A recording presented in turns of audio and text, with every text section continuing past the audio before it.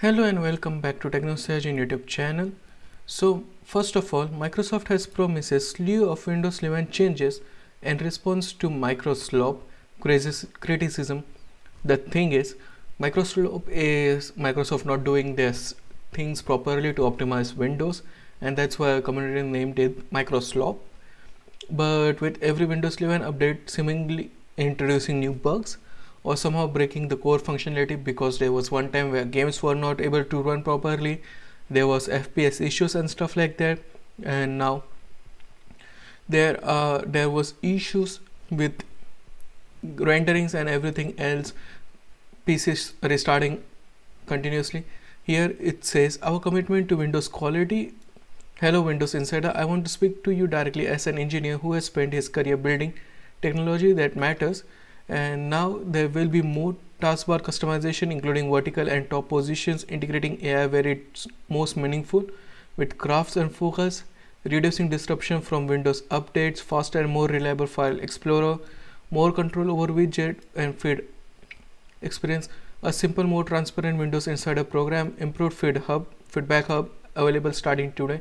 So yeah, there is changes happening over on performance, reliability and craft everywhere else, fast and more responsive Windows experience, improved memory efficiency, more consistent performance, UI improvements, fluidity, responsive apps, file exploration, reliability, and everything else is happening. As building on these changes, what follows below is our broader plan and areas of focus for the years to raise the bar of Windows 11 quality.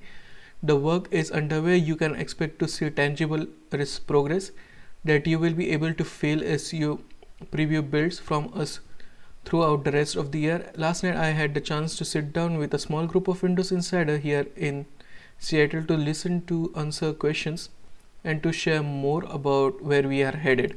The thing is, the reason why they are doing it is because of Steam Machine and Valve, because Proton, which is based on Linux, is able to play video games at an incredible fast pace, and Linux is reliable than Windows. That's why Microsoft is not now doing it so that Windows becomes sustainable again, because people are started switching towards Linux and everything else for their day-to-day works. Next up, Moz Thread has launched its MTVSR upscaling, video upscaling in version driver 330.140. Moz Thread super resolution, and it upscales from 1080p to 4K. As Moz Thread is basically the GPU makers, and now they had introduced the software super resolution, essentially DLSS, and the people doesn't have that, there's no Bilibili account to download the 4K videos, but the sample below are from 720p video. But here you can see the upscaling tech, it's looking pretty nice, and it's a AI video upscaling from 1080p to 720p, but overall it's looking pretty good. So another GPU mark competitor, Moz Thread, is entering the GPU market, not the GPU market but the upscaling tech here also, and here you can see from 1080p to 4K. It's looking pretty nice for the GPU. And next up, Imagination Tech, working on mainstream PC gaming with ambitious graphics card and SoC design companies, source of progress with DirectX workload. So there are many GPU makers.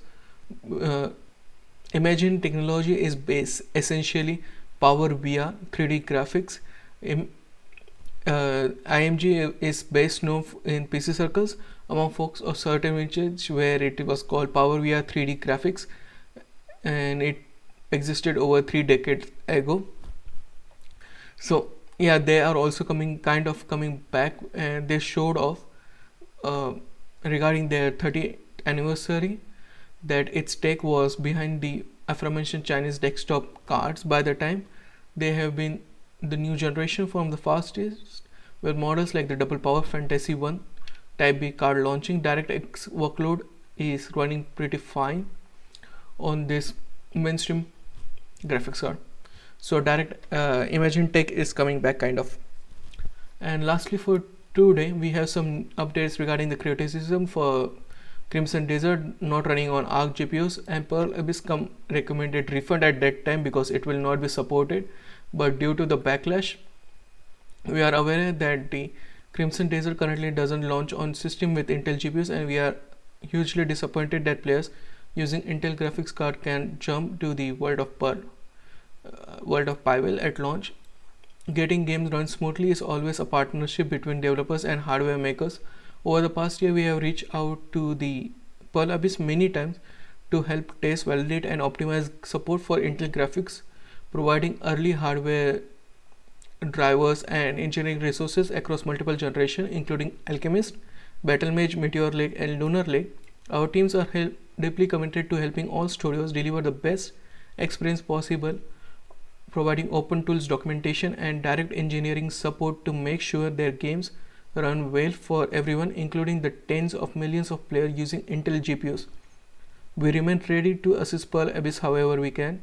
For details on the choice not to enable Intel support at launch, please reach out directly to Pearl Abyss, Intel rep said to WCCF Tech. So this just shows that Intel was trying to get the game running on their Intel graphics card, but it was Pearl Abyss' decision that Crimson Desert was not optimized and for the hardware, and now because of the backlash and stuff related to it, Pearl Abyss has walked back on its statement, and now they are optimizing it for Intel GPU, which just shows the power of community, obviously, but at the same time the bad move that Pearl Abyss has done, and it had affected their share, obviously. But yeah, that's it from me today. What do you think about the news? Sound off your thoughts in the comment section down below, and I'll meet you in the next one. Peace out.